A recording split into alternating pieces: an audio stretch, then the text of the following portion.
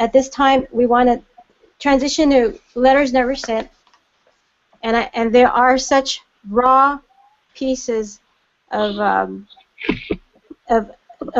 story there. There's a lot of pages that really talk about that raw human experience with pain and loss and grief, and I will touch on a few of them with Ruth. But before we go into that, Michael, I want to talk about what your father said in the foreword for this book.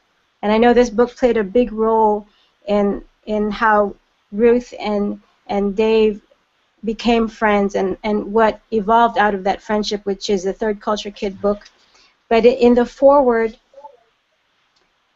he says, you know, and he was talking about how a 40-year-old man went up to him and very emotionally said, "Where was all this information? Why wasn't someone there to help me 20 years ago?" And so Dave Pollock, in his response, he said his inward response to this question was, "We can't answer for 20 years ago, but by God's grace, no TCK will have to ask that question 20 years from now." And this was, I'm estimating 1987, 1988. Right. You might have written 87. this forward. 87. Michael, Right. do you have any words about how your father today might see things in relation to his comment, and how do you see things? Myra, that's a great question. I think there's an experience that I had in China, which was about 20 years past that, where I was sharing the TCK model with parents at a school in Wuhan, and I had a group of Korean parents. We were doing Chinese and Korean translation, so it took longer. It was great. But at the end, a man in his 50s came up to me, a Korean man, and just was really excited. He said, "Today, I learned I am a TCK," and then told me his story. And I said, you know, there's a lot, you know, there's a lot there to discover. And so in some ways, I thought, wow, you know, 20 years on, there's still a lot of work to be done, let's say. But what I'm encouraged about, and this goes back to thanking you, Myra, and Aaron, and Bryce, and others who have, you know, looked at the tools of modern communications and the world beyond airforms, and really begin to use that to broadcast, to communicate, to share. And I think that you know, like Gladwell might say, that I think that we're coming closer to a tipping point where it becomes, you know, sort of a, of course, our planet is in transition all the time. People are always moving. These things make sense. And as Ruth said, there's that global cross or intercultural complexity that keeps increasing. The stories are so, you know, it takes to just kind of unravel the threads. You know, you take somebody an hour. You know, this is my story, and so I think that that we are moving toward in the right direction, and there's a lot happening. And I'm really grateful for folks who know how to take hold of the technology and use it. You know, 10 years ago was the wireless revolution. What, 5 years ago, kind of the smartphones. I mean, the speed with which we can communicate and share ideas now is amazing. I think that, you know, where I see it going, there's still the question of there's a big question, and one that I you know, hope other colleagues will join me in answering, is this question of what do I do with, you know, if for those who do know, okay, I have this TCK background. It gives me a name. It gives me some tools. It gives me some help. So what do I do with it? Myra, I was writing back and forth with you that if I were to write a book, which would probably I'd love to do with a group, is on that topic. Okay, so now I get it. Now what do I do? And I think that's an exciting question to be asking. That's TCKid Phase 2. And that is what we are developing. And it's interesting how the timing of it is coming all together, because Aaron and I agreed that part of what we will be developing as a platform on TCKid.com is to develop a platform that we're going to call TCKid Connect. And it's a platform where TCKs who are in that stage of what now? You know, what do we do now? I know who I am. I know how to navigate my identity and my life experience, and I know what my gifts are, and I can fine-tune it now to be able to give it back to the world.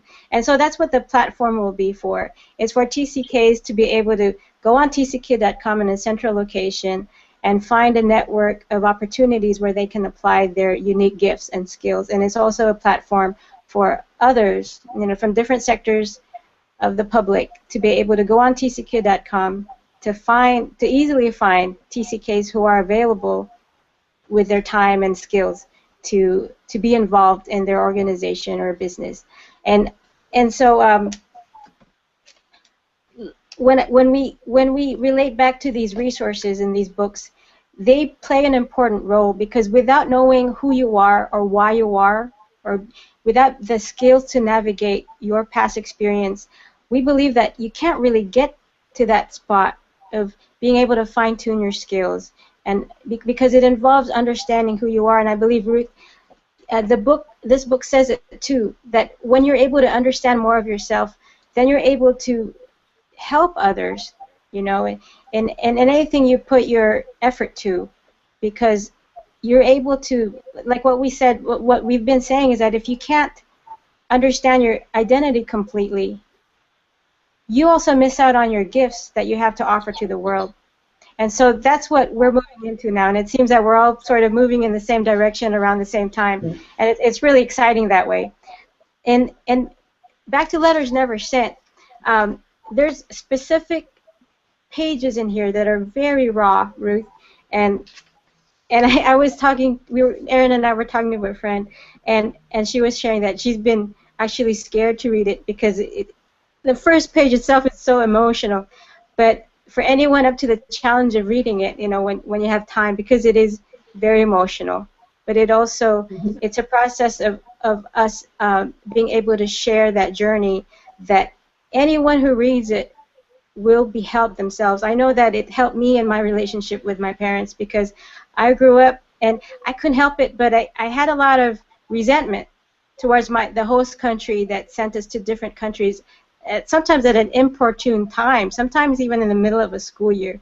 And I developed resentment as a childhood, and I had to find a way to process that. And reading this book helped me in that process, and it helped me in the process of resolving my resentment towards my parents, because in a way I also had to recognize my father as a third culture kid. He's second generation third culture kid, and seeing it through that lens that, you know, my parents, you know, my mom is a third culture adult, my father is a second generation, you know, foreign service diplomat, and he's also a third culture kid. Being able to understand other people's experiences, you know, maybe they didn't have the resources to name it at that time, but being able to understand that I could name their experience from my experience, you know, from my perspective, really helped me along the way. And so this is why I'm going to dig now into those very emotional chapters.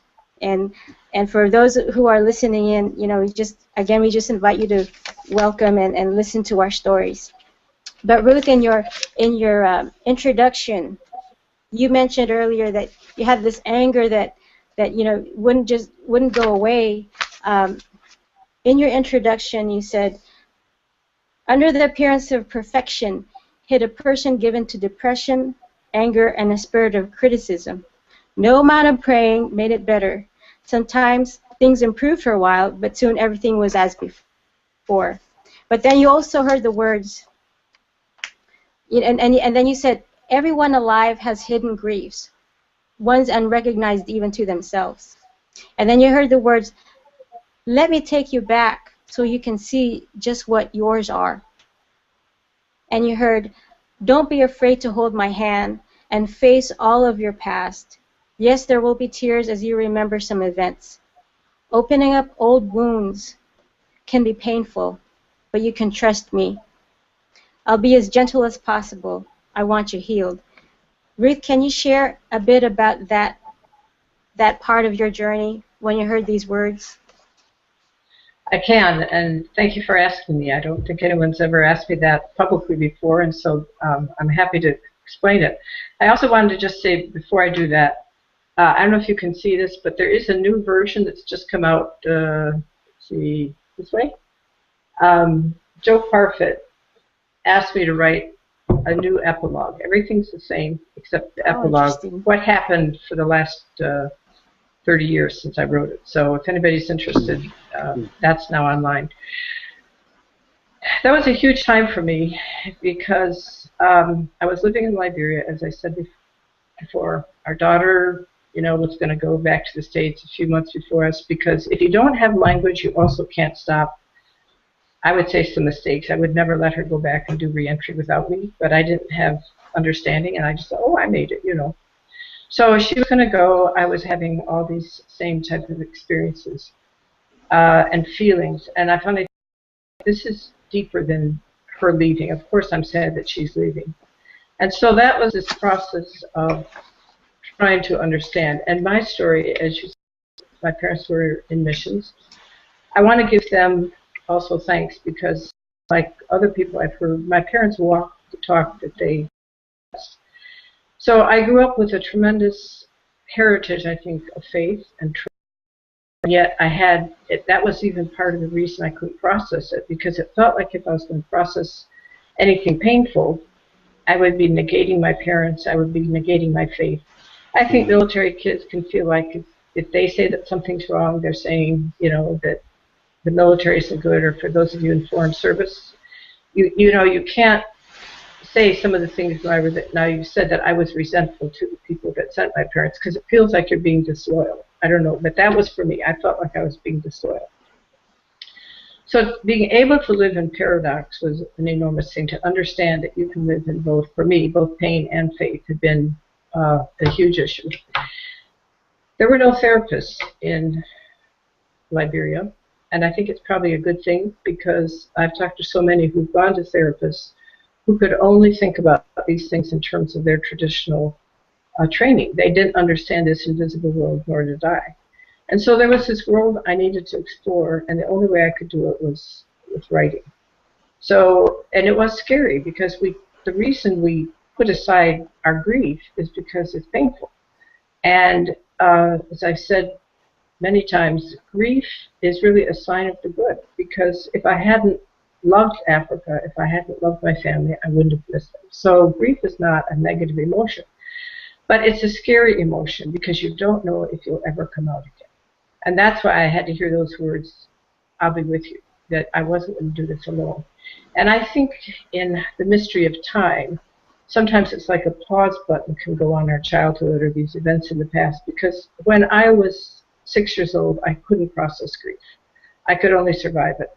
So the first day that I decided, my family went to sleep, and I picked up my pencil and I wrote those first words, "Dear Mom and Dad, today I left." I was suddenly that child again in my first grade room. And I was overwhelmed, absolutely overwhelmed, because I felt everything I felt before. My chest was tight.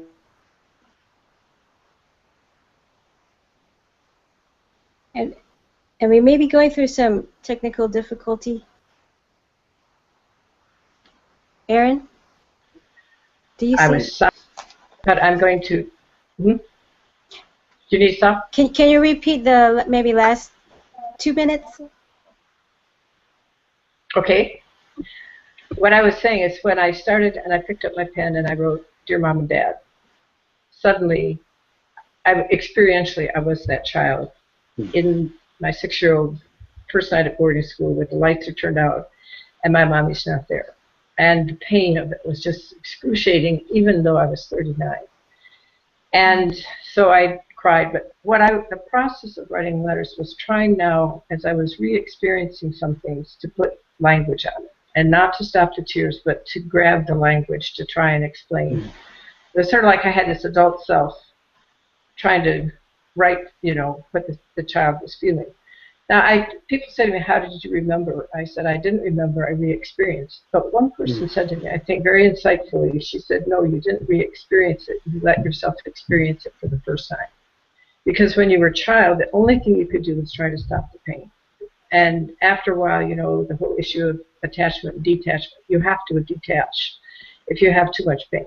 And I think what people don't understand is when a child is making some of these really significant moves, or we're losing so many different relationships, it's not just one time. It's, as you said, it's chronic.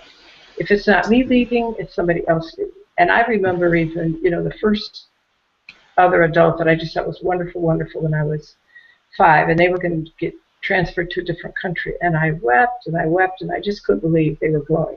Because you as a child don't know that life will go on. You know, this is your world. So as I did letters, what I was really doing, I wasn't writing a book. I was in fact journaling.